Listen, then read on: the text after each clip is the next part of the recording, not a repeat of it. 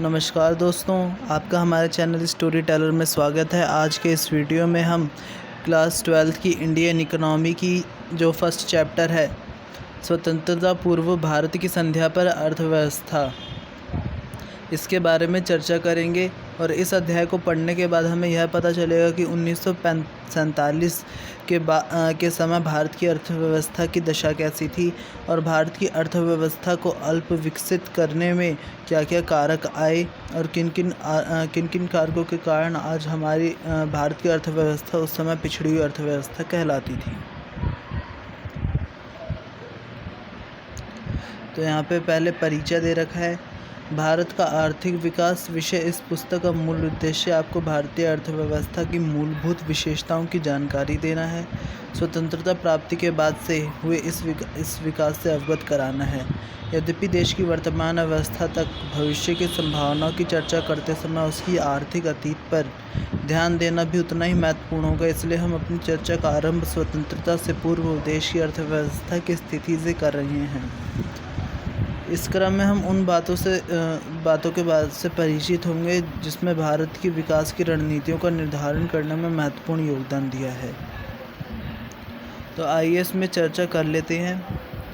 औपनिवेशिक शासन के अंतर्गत निम्न स्तरीय आर्थिक विकास। अंग्रेजी शासन की स्थापना से पूर्व भारत की अपनी स्वतंत्र अर्थव्यवस्था थी। इसके बारे में आपने भारत के इतिहास में भी पढ़ रखा होगा।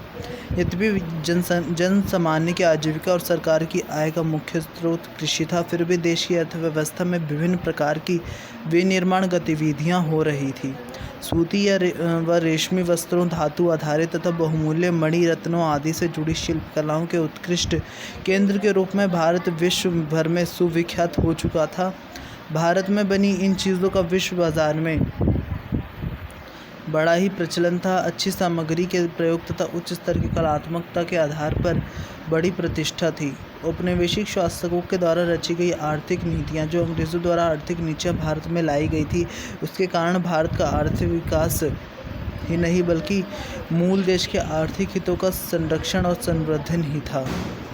इन नीतियों ने भारत की अर्थव्यवस्था के स्वरूप के मूल रूप को बदल डाला। भारत इंग्लैंड को कच्चे माल की पूर्ति करता था तथा वहाँ के तैयार माल को अपने यहाँ आयात करता था।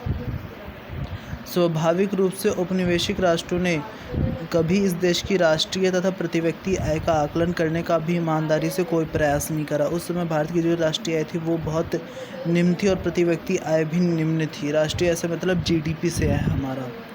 तो इसमें बता रखा है, यहाँ पे देख सकते हैं 20वीं शताब्दी के पूर्वार्ध में भारत की राष्ट्रीय आय की वार्षिक समृद्धि दर 2% से कम ही रही तथा प्रति व्यक्ति उत्पाद वृद्धि दर तो मात्र 0.5% ही रह गई। तो इसके बारे में आपसे क्वेश्चन भी पूछा जा सकता है। एमसीक्यू में इससे संबंधित क्वेश्चन आपसे पूछा जा सकता है। कृषि क्षेत्र की बात कर लेते हैं। ब्रिटिश औपनिवेशिक शासन के अंतर्गत भारत मूलतः एक कृषि अर्थव्यवस्था ही बना रहा। देश की लगभग 85% जनसंख्या जो थी वो गाँवों में जो कृषि पर निर्भर करती थी। कृषि प्रधान अर्थव्यवस्था थी। प्रत्यक्ष या परोक्ष रूप से इस कृषि के माध्यम से ही अपनी रोजी रोटी कमा रही थी। एक बड़ी जनसंख्या का व्यवसाय होने के बाद भी कृषि क्षेत्र में गतिहीनता विकास की प्रक्रिया चलती ही रही। यही नहीं, अनेक अवसरों पर उसमें अप्रत्याशित ह्रास या गिरावट भी अनुभव की गई। भले ही कृषि अधीन क्षेत्र के प्रसार के कारण कुल कृषि उत्पादन में वृद्धि हुई, किंतु कृषि उत्पादकता में कमी आती रही। कृषि क्षेत्र की गतिहीनता का मुख्य कारण औपनिवेशिक शासन द्वारा लागू की गई भू व्यवस्था प्रणाली को माना जाता है। आज के समस्त पूर्वी भारत में, जो उस समय बंगाल प्रेसिडेंसी कही जाती थी, लागू की गई ज़मींदारी व्यवस्था में तो कृषि कार्यों से होने वाले समस्त लाभ को ज़मींदार ही हड़प जाते थे। इसमें जिस भू व्यवस्था प्रणाली की बात की गई है, उसी के कारण ज़मींदारी व्यवस्था भी उसी से संबंध रखती है, जिसके कारण हमारी कृषि व्यवस्था पूर्ण रूप से चौपट हो गई। इसके बारे में और अच्छे से अगर आपको विस्तार से जानना है तो एनसीईआरटी की बुक सबसे बेस्ट है।